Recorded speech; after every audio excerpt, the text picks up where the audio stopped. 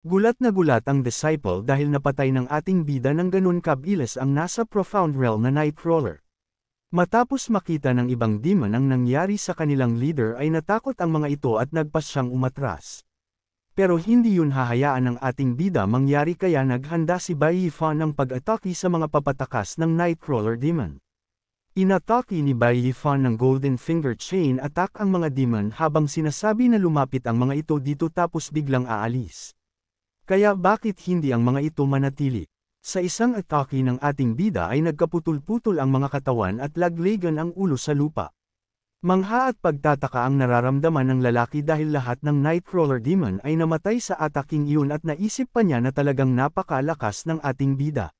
Binali ni Bai Yifan ang sungay ng isang demon at sinabing ang sungay ng isang Nightcrawler demon ay magagamit para gawing magic weapon. Kapag dalawang pares na sungay naman ang ibinigay ay makakatanggap ng 200 contribution points. Napagtanto ni Bai Yifan na hindi na niya kailangan ng contribution points dahil marami na siya noon, dadalahin na lang niya ang mga sungay para ipakita. Tumalikod si Bai Yifan at aalis na habang humahanga sa bago niyang skill na Golden Finger dahil napaka-epektibo nito. Sabay na isip na bakit hindi kaya niya sanayin ang skill na iyon gamit ang daliri sa paa. Sumigaw ang disciple sa likod at nagsabi sa ating bida na isama siya. Sa isang lugar ng 7th floor ay nakahiga si Bai Yifan habang nagmamuni-muni ng 2 araw na mula nang makapasok siya sa 7th floor. May nakalaban na siyang mga halimaw gaya ng two-headed demonic dogs, blackwater snake, carrion beetles at 3 o 5 grupo ng mga Nightcrawler at ang lahat ng mga ito ay napatay niya. Habang nakapikit napatanong na lang siya sa kanyang isip na kung saan ang pasukan patungong 8th floor dahil ayaw na niyang mambuli ng mga halimaw. Maya-maya pa ay nagulat siya matapos umilo ang communication talisman dahil may nahingi ng tulong sa di kalayuan. Sa isang banda ang nanghingi ng tulong ay ang mga babaeng may hawak na espada na halatang may kinakaharap. Sila ay mga disciple ng 5 Elements Holy Land Yaohur. Ang mga kasama nitong 2 babae ay kasalukuyang bihag nila Son Xing at hinaharas ang mga ito. Sinabi ni Son Xing kay Yaohur na tanga ito na kung iniisip nito na ang 5 Elements Holy Land ay ganun pa rin ang estado mula ng ilang daang taon, sabay tawa ng ibang disciples ng Xiangja sect. Dagdag pa ni Son Xing na ang pinagmamalaki nitong 5 Elements Holy Land ay pangsampo lang sa mga Holy Land. Kaya bakit ito nagpapanggap na malakas? Sumabat ang isang hanggal na lalaki na narinig niya na ang spiritual visions ng 5 Elements Holy Land ay natuyo na at ang pamamere ng 5 Elements Holy Land ay umuunti na kaya malulugi na ito, sabay tawa ng hanggal na disciple. Tutok ni Son Xing ang patalim sa leeg ng babaeng umiiyak sa takot. Inutos ni Son Xing na ibaba ang mga sandata at talisman nila Yaohur kundi ay papatayin niya ang babaeng bihag. Umiiyak ang babaeng bihag habang nagmamakaawa na iligtas sila ni Yaohur.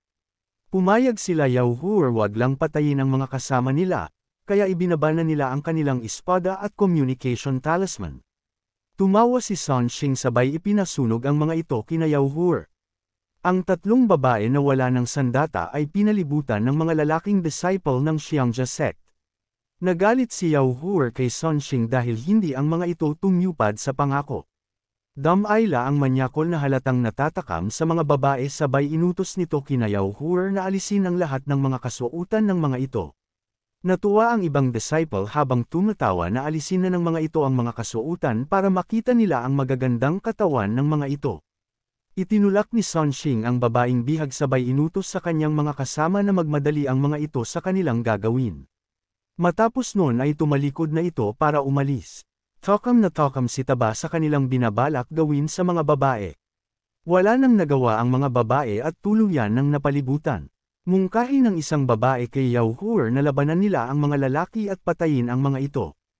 At huwag bigyan ng maayos na buhay kahit isa lang sa kanila ang mabuhay. Salaysay ng isang manyakol sa kanyang kasamang manyok din na huwag patotikasan ang mga babae habang lumalapit at takam na takam sa kanilang gagawin sa mga ito. Maya-maya lang ay biglang naputol ang ulo ng manyakol na lalaki, kaya napalingon ang kasama nito at nagulat sa sinapit ng kanyang kasama. Napalingon din si Son Xing at napatanong kung ano ang nangyari. Natakot ang mga manyok na disciple ng Xiangja sect matapos makitang nakahandusay na ang kanilang kasama. Lumabas ang ating bida habang sinasabi na ang grupo ng mga kalalakihan na nambubuli ng mga babae. Dagdag pa ng ating bida na talagang nasa second rate na mga basura ang mga ito. Natakot si Sun Xing matapos makita ang ating bida kaya inutusan niya ang lahat na magsitakbo na dahil malakas ang ating bida. Inatake ni Bai Yifan ang mga tumatakas ng Golden Finger habang sinasabi na kung sa tingin ng mga ito ay makakatakas sila. Sa isang iglap patay ang lahat matapos tamaan ng Golden Finger at tuluyang bumulagta sa lupa.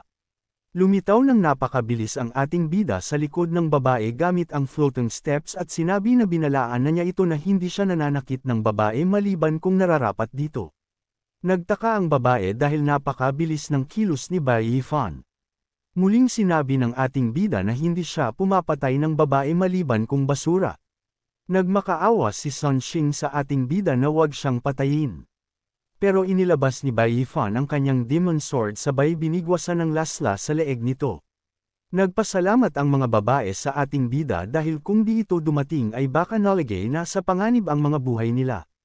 Tugon ng ating bida na tangkolan lang niya iyon dahil nasa iisang sect lang sila sabay sabi ng ating bida na may gusto siyang itanong sa mga ito. Tanong ni Bai Yifan na kung alam ng mga ito ang pasukan patungo sa 8th floor. Nagulat ang babae dahil gusto ng ating bida magtungo doon. Salaysay ni Yao Yuan na ang 8th floor ay ang tirahan ng Demon Lords of Divine Realm. Sabay sinabi na kailangan ng ating bida na mag-ingat ng husto kung gusto talagang bumaba nito. Nagpasalamat naman ang ating bida sa paalala ng kanyang senior sister. Tinuro ng babae ang daan na pagkalabas ng ating bida sa kakahuyan ay may makikita itong isang ilog tapos sundan niya lang ito at may layo itong 30 hanggang 40 milya at pagtapos nun ay makikita na nito ang pasukan sa 8th floor ng Demon Cave. Binigay ni Bai Yifan sa babae ang sungay ng Nightcrawler Demon bilang pasasalamat sa impormasyon sa 8th floor. Natuwa pa ang mga ito matapos ibigay ulit ni Bai Yifan ang Spirit Beast Milk para mabilis ng mga ito maibalik ang kanilang mga lakas. Napasabi na lang ang mga ito na ang binigay ni Bai Yifan ay ang miracle medicine na makakapagbalik ng chi at blood.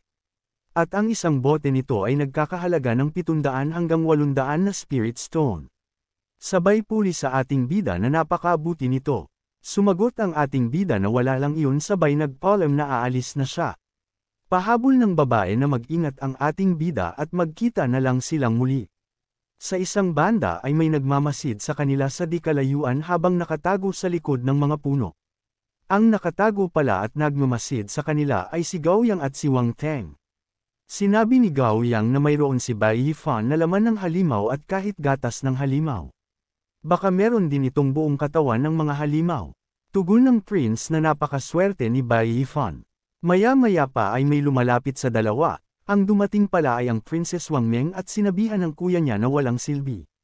Nagtanong si Wang Teng na kung bakit nandoon ang kanyang kapatid. Natuwa si Gao Yang at sinabi sa prince na hindi nito nabanggit sa kanya na may maganda pala itong kapatid. Sabay tanong kung may gusto ba raw ang babae na isang bagay. Ilang sandali lang ay biglang natakot si Gao Yang na taptukan siya ng espada sa leeg ng Princess Wang Meng. Kaya napasabi na lang ito na kawan nito ang kanyang buhay. Nagbanta si Wang Meng na puputulan nito ang leeg ni Gao Yang kapag humakbang papalapit sa kanya. Sa takot ni Gao Yang at nakinig na lang ito. Tanong ni Wang Teng sa kapatid na kung anong ginagawa nito rito ay isa itong inner disciple. Sagot ni Wang Meng na kakalabas lamang niya ng insolation at siya ay nasa late stage na ng Profound Realm. Naparito sila ng kanyang master para magsanay sa 9th floor ng Demon Cave. Sinabi ni Wang Meng sa kanyang kuya na pinanggako nito na tuturuan nito si Bai Yifan ng aral pero bakit hindi man lang ito makalapit noon makita nito. Natawa na lang si Wang Teng at sinabing magpapaliwanag siya. Salaysay si Gao Yang na sa kasalukuyang lakas nila ay hindi nila kayang patayin si Bai Yifan kahit na makita pa nila ito. Ngumiti si Wang Meng at sinabing may plano siya, na siguradong papatay kay Bai Yifan. Sa isang banda nakarating na si Bai Yifan sa pinakadulo sabay na pagtanto na ang pasukan sa 8th floor ay nasa gitna ng ilog. Napansin ni Bai Yifan na umiilaw na naman ang kanyang communication talisman kaya napatanong na lang siya na kung sino na naman ang humihingi ng tulong. Hindi na pinatagal pa ni Bai Yifan dahil mas mahalaga ay makapagligtas ng buhay.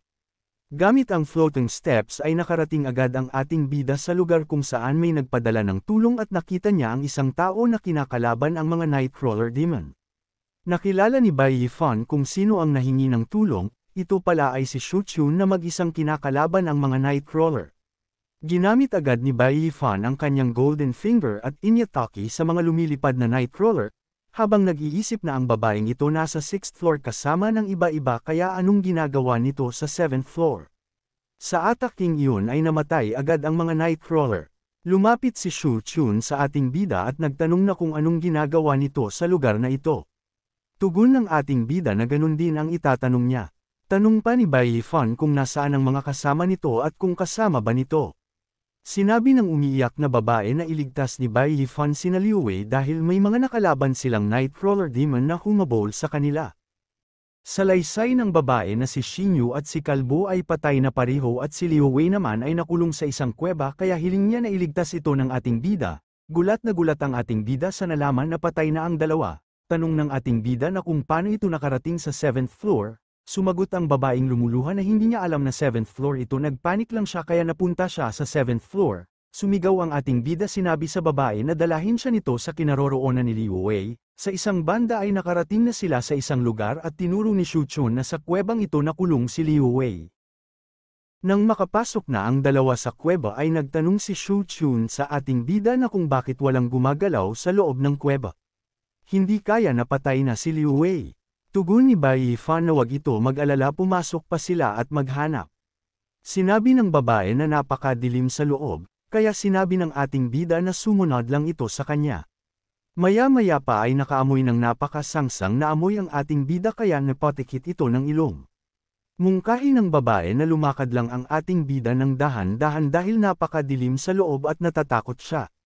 Naglabas ng isang dilaw na talisman si Shu Chun habang iniisip na pagkakataon na niya. Mabilis napansin ng ating bida ang ginawa ni Shu Chun, sabay hinawakan ang kamay nito. Sabay sabi ng ating bida na sa wakas nilabas na nito ang tunay nitong kulay. Nasaktan ng babae, sabay tanong kay Bai Yifan kung anong ginagawa nito. Tanong ni Bai Yifan na kung sinusubukan ba siya nitong eye trap gamit ang talisman. Nagpalusot si Shu Chun at sinabing natatakot lang siya sa dilim kaya kumuha siya ng fire talisman para paliwanagan ang lugar, kaso lang mali ang nabunot niya. Sinakal ni Bai Yifan ang babae at sinabi dito sa hindi siya tanga para hindi malaman ang bagay na iyon, sabay tanong kung ano ang balak nitong gawin. Sagot ng babae na hindi niya alam. Sinabi ng ating bida na nagsisinungaling ito simula pa lang at may napansin siyang kakaiba rito dahil nasa middle stage lang naman ito ng Mero Cleansing Realm pero nakarating sa 7th floor nang wala man lang pinsala kaya napakalaki ng swerte nito. Tinatanong ni Bai Yifan kung nasaan sina Liu Wei pero hindi sumasagot ang babae kaya mas hinigpitan pa niya ang pagsikal dito. Maya-maya pa ay may sumabog sa pasukan ng kuweba at tuluyang gumuho ang mabato na naging sanhi ng pagharang sa daanan kaya nakulong ang dalawa. Sa pinakaloob ng kuweba ay may mga pulang mata na lumitaw at naglalabas ang mga ito ng kakaibang tunog. Lumabas ang napakaraming paniking halimaw na handa silang kainin. Itinulak ni Bai Yifan ang babae matapos makilala na ang mga halimaw na paniki at tinatawag na bloodthirsty bats. Napagtanto ng ating bida na kaya pala dinala siya rito ng babae ay para matrap at pagpistahan ng mga bloodthirsty bats.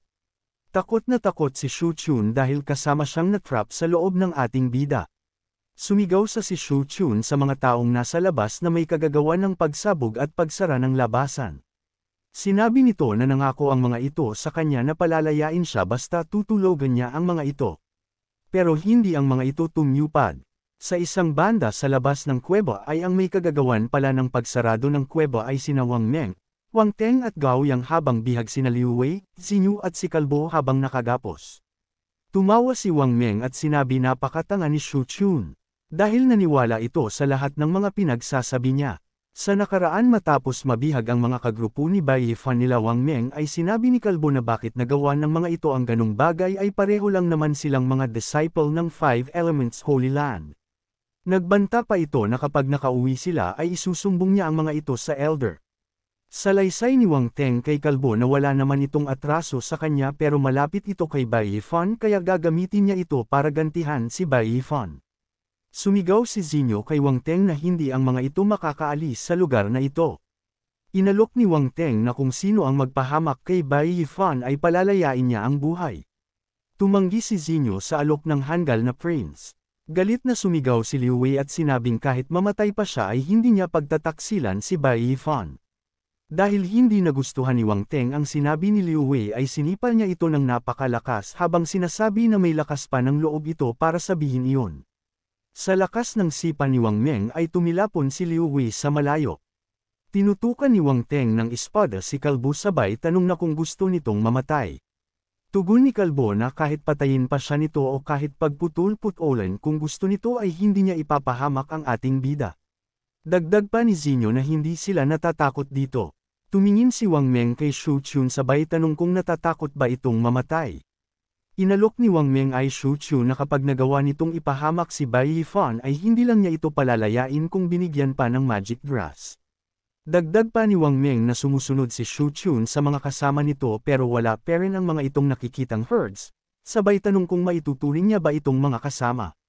Babala pa ni Wang Meng na si Bai Yifan at sina Liu Wei ay malapit ng mamatay at kapag sumunod ito sa ipinag-uutos niya ay makakauwi ito ng ligtas sa Five Elements Holy Land. Pagmamayabang pa nito na siya ay isang inner disciple at sa protection niya ay walang magtatangkang mambuli dito sa Holy Land. Sumigaw si Kalbo na hindi ganong klaseng tao si Shu Chun at hindi nito magagawang ipahamak si Bai Yifan. Sa kasamaang palad ay umanib si Shu Chun kina Wang Meng dahil sa mga pangako nito, sabay tanong na kung ano ang gagawin niya. Tuwang-tuwa ang magkapatid dahil napaikot nila si Shu Chun kaya si Bai Yifan ay hindi na makakatakas pa sa kanila. Balik sa kasalukuyan habang natrap sa loob si Bai Yifan at Shu Chun, ay papataki na sa kanila ang mga bloodthirsty bats para sila ay kainin. Naglabas si Bai Yifan ng isang talisman at nag-ilaw ng green ang kanyang katawan para ipangsangga sa mga bloodthirsty bats. Ginamit ni Bai Yifan ang 3-cage shield mula sa talisman. Naglabas ito ng napakaraming ugat na pumulibot sa kanya at nagsilbing shield kontra sa mga halimaw. Naisip ni Bai Yifan na ang 3-cage shield lamang ang pinakamalakas niyang depensa na mayroon siya at magagawa lang nitong protektahan siya sa mixing oras. Nagmakaawa si Shu Chun sa ating bida na papasukin siya sa loob dahil kakainin siya ng mga bloodthirsty bats. Nagtanong ang ating bida na kung sino ang nag-utos dito na dalahin siya sa kuweba. Sagot ng takot na babae na si Wang Teng, Gaoyang at babae na hindi niya kilala. Nagmakaawa pa ito na papasukin na siya dahil sinabi na niya ang lahat sa ating bida. Tugon ng ating bida na kailan naman siya nangako na ililigtas niya ito. Nagulat ang babae dahil hindi siya pinapasok kaya nagmakaawa pa ito at sinabi sa ating bida na hindi ito ang klase ng tao na hahayaang mamatay ang ibang tao sa harap nito. Dinaawa ang ating bida bagkus tinulak pa niya ito palayo. Hiling ni Shu Chun na patawarin na siya dahil nagkamali lang siya sa kanyang ginawa, kaya iligtas na siya nito dahil ayaw pa niya mamatay. Habang ang mga bloodthirsty bats ay katabi na ni Shu Chun at handa na siyang pagpistahan. Maya-maya lang ay tuluyan ng dinumog si Shu Chun ng mga paniking hayok sa dugo. Nakangiti ang ating bida habang masayang pinapanood ang nangyayari kay Shu Chun habang kinakain ng mga bloodthirsty bats. Sinabi ni Bai Yifan na hindi nito matatakasan ang kasawian nito at ito ang huling aral na ituturo niya dito. Sa labas ng kuweba ay nakatayo lang ang dalawang hanggal. Tinanong ni Wang Teng si Gaoyang kung narinig nito ang mga sigaw mula sa loob sabay sabing patay na si Bai Yifan. Tumawa si Gaoyang habang sinasabi na hindi nagamit ni Bai Yifan ang mga resources nito sa loob ng kuweba. Mungkahi ni Wang Teng na iwan na nila ang tatlo bihag hanggang sa mamatay ang mga ito. Nag-alala si Bai Yifan dahil napakaraming bloodthirsty bats na umaataki sa kanya at hindi matatagalan ng kanyang 3-cage shield ang mga ito kapag nagtagal pa. Habang hinuhugot ni Bai Yifan ang kanyang demon sword ay sinasabi niya na marahil madali lang siyang makatakas pabalik ng Earth gamit ang kanyang magic ring pero naparito siya para magsanay sa Demon Cave. Kaya anong silbing ng pagsisanay kung tatakas lang din siya? Habang binubunot ng ating bida ang kanyang espada ay binabalutan niya ito ng chi at blood kaya naglalabas ito ng matinding pulang aura. Matapos noon ay ginamit niya sa mga paniki ang kanyang blood and chi blade. Sa isang iglap ay nagkaputol-putol ang mga katawan ng mga paniki sinamahan pa ng kanyang floating steps kaya mabilis na ubos ang mga ito. Naisip ni Bai Yifan na sa combination ng blood and chi at floating steps ay nagagawa niyang patayin ang mga bloodthirsty bats sa napakabilis na paraan. Kahit gaano kadaming paniki ay hindi makakatakas sa kamatayan. Gumamit pa ang ating bida ng Fire Spirit Talisman at naglabas ito ng isang amahi ng dragon na ipinang-atake niya sa mga natitirang bloodthirsty bats at sa lakas ng apoy ay natupok ang mga ito. Masayang sinabi ni Bai Yifan na oras na para harapin naman ang mga ipis na nasa labas. Isang saglit lang ay bigla siyang nagulat nang biglang may umatake sa kanya mula sa likod na agad naman siyang nakatalon ng mataas. Ang umatake sa kanya ay isang malakas na bloodthirsty bats na may kakayahang gumamit ng sonic shock. Nagulat si Bai Yifan sa lakas ng sonic attack ng halimaw. Dahil ang blood and chi na nasa kanyang katawan ay nanginginig. Mas lalo pa siyang kinabahan dahil ang sonic attack na pinapakawalan ng halimaw ay na-echo sa kahit saang pader ng kuweba. Napagtanto ng ating bida na ang mga nangyayari ay hindi napabor sa kanya kaya kailangan niyang makaalis kaagad. Maya-maya pa ay tinamaan siya ng isang surprised attack na sonic shock kaya napamura na lang siya habang nahuhulog. Habang nahuhulog ay kinabahan siya dahil babagsak siya ay sa Abyss Cave. Naisip ng ating bida na mamamatay siya kapag hindi siya nakagawa ng paraan, kaya inilabas ng ating bida ang kanyang blood and chi blade sabay itinusok sa pader para mabawasan ang bilis ng pagbagsak sa lupa. Napagtanto ni Bai Yifan na napakalalim ng kuweba at matapos ng kalahating oras ng pagbagsak ay naisip niya na malapit na siya sa ibaba at kung tuloy-tuloy siyang bumagsak ay malamang napatay na siya. Lumapag ang ating bida para mag-Saturday sa lugar, kaya gumamit siya ng talisman na lighting soulfire para magsilbing ilaw niya sa dilim. At patuloy siyang naglakad, pag-abanti niya ay nakakita siya ng mga kalansay ng tao na halatang nasawi sa isang digmaan. Napansin pa ni Bai Yifan ang mga kalansay ng Nightcrawler Demon at iba't ibang uri ng halimaw tapos nakakita din siya ng mga kalansay ng mga monks tapos karamihan na ay mga kalansay ng tao kaya naisip niya na parang may nangyaring labanan sa pagitan ng mga ito. Sa di kalayuan ay nakakita siya ng bangkay ng isang demon na sa dibdib ay may nakatusok na sibat habang hawak ng bangkay ng isang tao na nakasuot ng isang gintong baluti na sa dibdib nito ay may butas.